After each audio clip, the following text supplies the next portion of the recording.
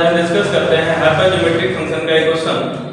देखिए Pn(x) equals to 2f(1) minus n plus 1 minus x upon 2। इसको करते हैं हम लोग।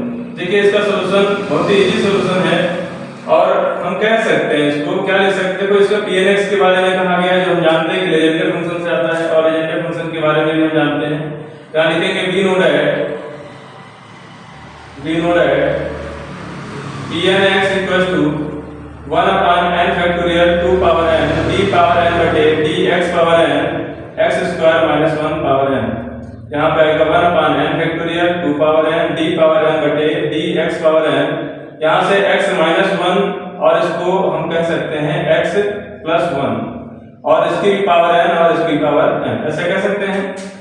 इसको हमने ब्रेक कर लिया a square minus b square के रिजल्ट से। तो 1 upon n factorial 2 power n और इसको भी देखिएगा तो d power n dx power n, इसको हम माइनस 1 2 पावर n अलग कर लें, 1 माइनस x पावर n कर लेते हैं और इसको हम लिखें 1 प्लस x पावर n। इस टाइप से इसको ब्रेक कर लिए।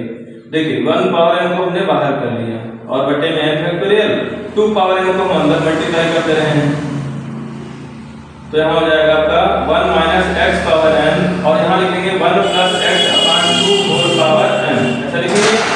तो माइनस 1 पावर n बटे n factorial d power n बटे dx power n 1 minus x power n और इसको 1 minus x upon 2 whole power n कह सकते हैं, है ना। तो अब यहाँ से अगर हम लोग देखें तो माइनस 1 2 पावर n बटे n फैक्टोरियल होगा ये। अब इसको हम कह सकते हैं d पावर n बटे dx power n 1 minus x power n। देखो अब इसमें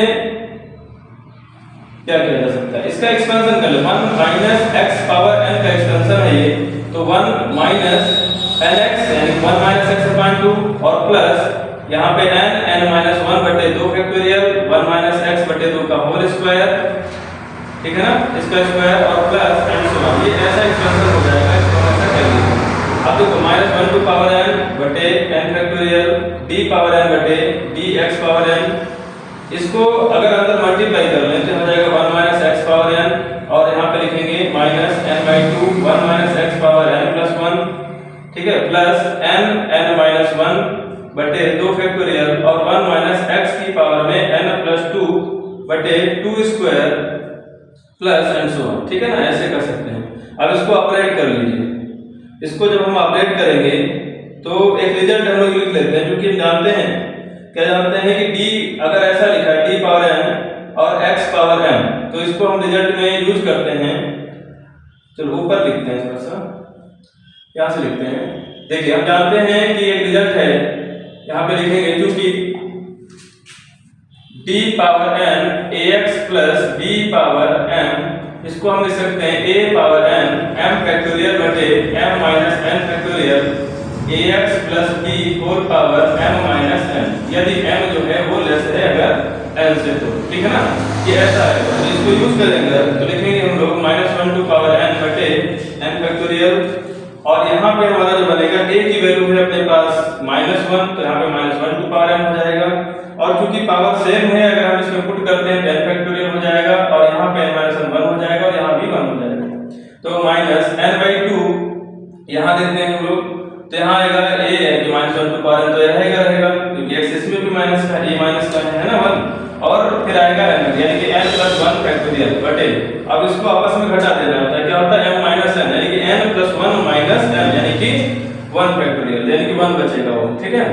और फिर आगे जो x प्लस b वाला है यानी कि 1 माइनस x की पावर में कितना बचेगा, यहाँ पे देखें n प्लस 1 से n को अगर हम घटा देते हैं तो n बचेगा, सॉरी 1 बचेगा, ठीक है ना, और प्लस एंड सो ऑन, ठीक है। ये आपका x का एक्सपेंशन हो जाएगा। अब इसको हम लिख सकते हैं माइनस 1 2 पावर n और ये कॉमन कर ले, माइनस 1 2 पावर n हर एक स्टेप में है तो इसको हम लिख सकते हैं यहाँ से 2n अपॉन n फैक्टोरियल और अब देखो ये n फैक्टोरियल है, यहाँ माइनस n/2 ये तो कॉमन हो चुका है, इसको हम n प्लस 1 कह सकते हैं और n फैक्टोरियल कह सकते हैं अपॉन में 1 फैक्टोरियल और ये 1 माइनस x और प्लस एंड सो ऑन, इस टाइप से लिखेंगे। ये n फैक्टोरियल फिर से एक बार कॉमन हो जाएगा तो यहाँ से लिखेंगे ये तो 1 हो गया, तो 1 upon n factorial factorial into n factorial. यहाँ पे 1 माइनस n बाई 2 1, और यहाँ पे हमारा हो गया n इतना बचेगा और n प्लस 1 और यहाँ से 1 माइनस एक्स अपान में 2 लिख देते हैं। ये 2 हमने यहाँ से हटा दिया।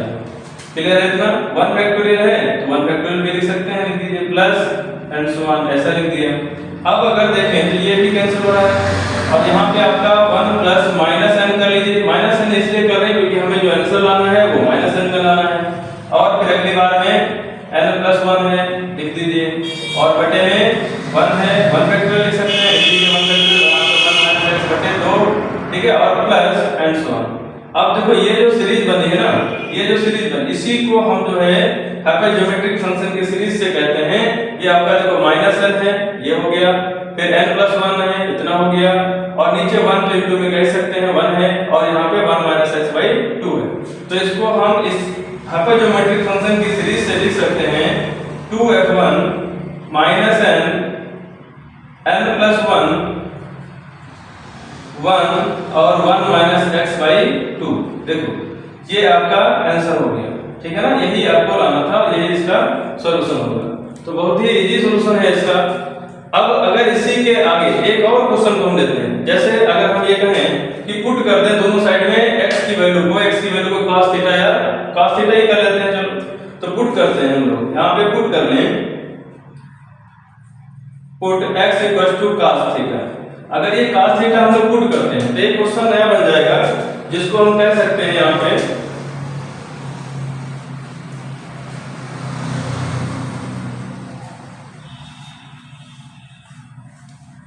क्या कह सकते हैं,